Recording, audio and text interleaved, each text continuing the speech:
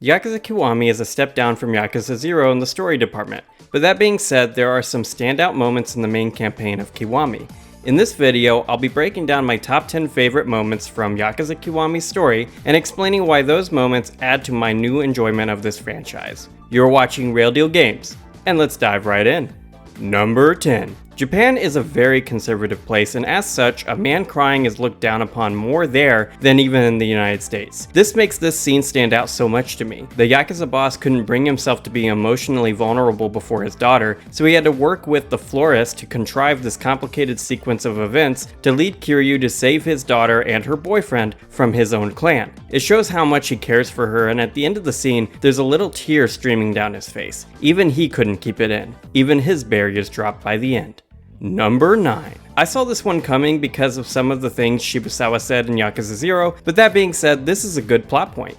I imagine this thing comes pretty much out of nowhere without any added context of 0, because some of the subtle things 0 does to build up to this is the way Kazuma didn't want Kiryu and Nishiki to join the Yakuza in the first place. I wonder if we will ever come to know who Kiryu's biological parents are in the following games. Something that surprises me a lot about Kiwami is the way some characters, such as Kazuma, don't make it past this title. I expected to see Kiryu's relationship with Kazuma, Reina, Nishiki, and others develop more in subsequent games. But the fact that this isn't the case actually has me even more interested in seeing where this series goes.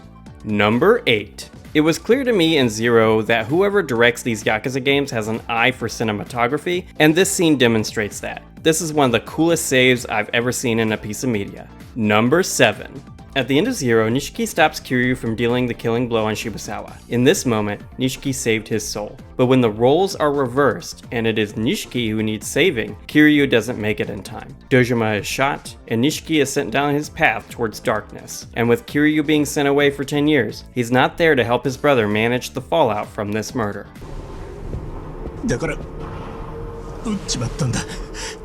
Number 6. And that wouldn't be the only time Nishiki would kill. His second murder is of his impetuous collector, who refused to obey Nishiki's commands. Blood reigns over Nishiki, and this baptism of blood births him anew. He becomes the evil Nishiki, who is so corrupted by the Yakuza and its ways that he is willing to kill and tread over anyone and everyone. Reverse baptisms like this are always cool to see in fiction, and this one is done particularly well. Number 5. Coming out of 0, Majima was the clear best character in the game. I still maintain that position after this game because he steals the show all 3 or 4 times he's on screen. I especially like the way Majima takes a stab from his own underling, saving Kiryu's life. Because even though Majima is a man gone mad, he's still got his sense of honor and code of warrior ethics from 0. Number 4. And Majima's code of ethics is still chivalrous in nature too. The way Majima treats the hotel mistress here makes me think of Makoto Makimura. He's got a sweet spot for women, and I think his character development and how it's impacted by his interactions and love for Makoto is what really explains why Majima acts the way he does in this scene. Majima is honestly one of the most honorable characters in this franchise so far, and he rivals Kiryu in that particular character trait at times. それでほれここ危ないではよ行き Number 3. Majima's relationship with Kiryu is properly established from the first time the character is introduced. He has a mutual respect and rivalry with Kiryu, and I think this is particularly impacted once again by the events of 0. Majima is a man who was taken advantage of and manipulated so much by Shimano that he intentionally became fixated on becoming wild and unpredictable. But Kiryu has the same code of ethics that Majima from 0 did, and he was able to earn the honorific, the Dragon of Dojima. This is the main reason Majima is so interested in keeping his eye on Kiryu. It's because he truly hopes Kiryu is able to maintain his idealized version of what it means to be Yakuza. He hopes Kiryu is able to succeed where Majima himself failed all those years ago. Number 2. Tattoos are such an important part of these games so far. Each tattoo is purposefully chosen for each character, and in this game, it is the koi and the dragon in conflict. Kiryu is wise and honorable, much like the Eastern dragons of myth, whereas Nishiki is a koi thrown out of balance.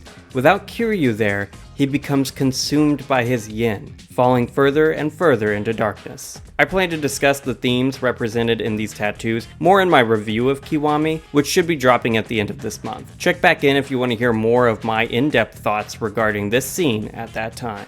Number 1. And the best moment in Kiwami is the fight between Kiryu and Nishiki. This is what the game had been building up to for essentially its full runtime, and this final confrontation does not disappoint. The Yakuza franchise so far just does an amazing job of setting up these dynamic conflicts, and the way Nishiki's name flashes on the screen at the start of the fight is just superb. This is something I noticed in Zero as well, and since it's in the remake of the first game, I'm hoping to see this type of thing more over the course of the franchise. Nishiki's whole story revolves around him being unable to escape Kiryu's shadow and how he is fated to be irrelevant in his brother's wake. But at the end of his life, Nishiki finally becomes free from fate, and with the single, effortless press of a trigger, he and Jingu are reduced to ash. I truly didn't expect Nishiki to die at the end of this game. With the way he's built up over the course of Zero, I expected him to be in the first 2 games of the franchise at least. I'm starting to get the vibe there's going to be a lot of dead characters over the course of Yakuza's complete story, and I'm hyped as hell to see it all happen for the first time. And that's the video, my guys. What's your favorite story beat from Yakuza Kiwami? Let me know in the comments section below, and while you're there, smash that like button and subscribe for more real deal gaming content like this in the future. And if you have a moment right now, consider checking out some of my other videos on the channel. I plan to play through the entire Yakuza franchise this year, and every month I put out at least 2 videos that are either explicitly or tangentially related to the Yakuza franchise. Regardless of what you choose to do, have an awesome day, gamers.